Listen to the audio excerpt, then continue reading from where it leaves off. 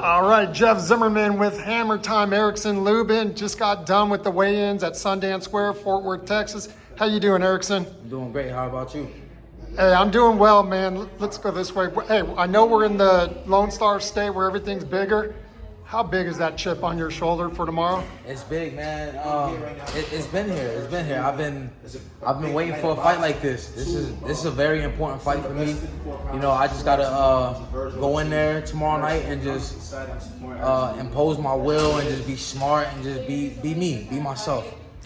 Everybody I talked to, just the small survey I talked to, this is going to be a great fight, a firefight, but somehow they give the edge to Vergil. What are they missing? Boxing knowledge.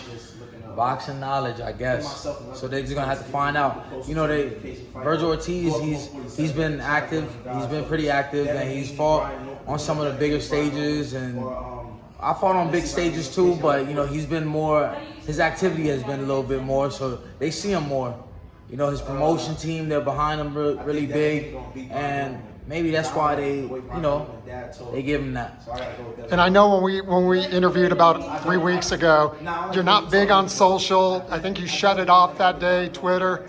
But man, you're a hell of a promoter. Like, I mean, it seems like you've been carrying this promotion. I mean, do you think that could be part of it, that people just never hear from you? I don't know. Honestly, I'm just speaking from the heart, man. This is how I really feel. So like me telling you guys on camera and stuff like that, it's a little extra, I guess. So I guess people are starting to see me be more vocal.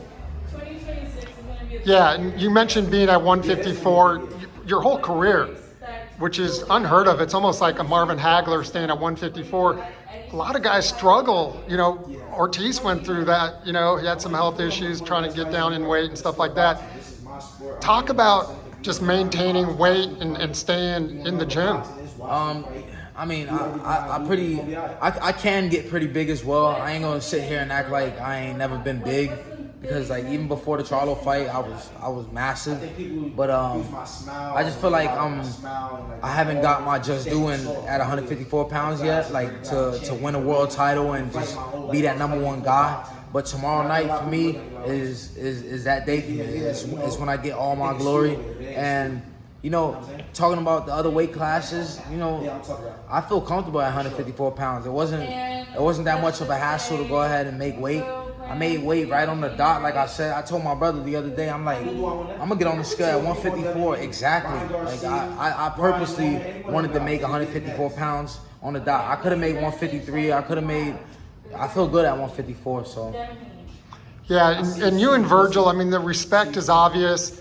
I know he's not overlooking you. You're not overlooking him. It seems like you guys are kind of cut from the same cloth. Yeah. You know, you'll give an answer if asked, but you're not out there, you know, tooting your own horn and everything. Do you see that in Vergil? Yeah, I don't see too much of a guy that's gonna sit out here and talk shit about another fighter, because he knows what it takes to go in there, you know, to go fight in front of all these people, and he's in his hometown. So I feel like he's a humble guy. He is a humble guy. He invited me to some barbecue after the fight. So, you know, I'm excited for the matchup. I'm excited to be here in Fort Worth, Texas. Texas actually treats me great. You know, the people are nice here. It's not like I'm getting booed crazy. You know, they're supporting their hometown guy. They're here for Vergil, but you know, they also still show me some respect while I'm out here. How much? Well, I know Vergil's been in some tough fights, but how much will that experience, sharing the ring with Jermell Charlo and Fundora, you know, a guy that is a nightmare for anybody, and you had him if you didn't have, you know, your issues. Yeah, tomorrow night you're just gonna have to see, man. It's important that, you know, we leave it anticipated like this. You know, I could say whatever. It don't really mean much. I could say I'm gonna do this, I'm gonna do that, but tomorrow night you will see, and that's what's important. I'd rather show you than tell you. Well, I got one question, a prediction from you. I just talked to Devin Haney. I think his fight and your fight could be super fights, right? Yeah, respect to Devin because he's going in there fighting one of the guys of the champions in his division from moving up. You know, he didn't go and get a tune-up. He didn't go and fight nobody that's not on his level. He went up straight to the division and fighting the champion immediately. So I give Devin nothing but respect for that. I got nothing but respect for Brian Norman. He got massive power in both hands. And it's going to be it's one of those matchups just like this tomorrow night. Yeah, I feel like these are two super fights that nobody saw coming. Yeah. You know, don't maybe not have the hype train. Stay tuned. Y'all got to stay tuned. It's going to be you got great weeks of boxing coming up. What should we expect tomorrow night? A W from Erickson Lubin. Yeah, that's all that matters. Awesome. Thanks, champ. Yes, sir. Thank you, Jeff.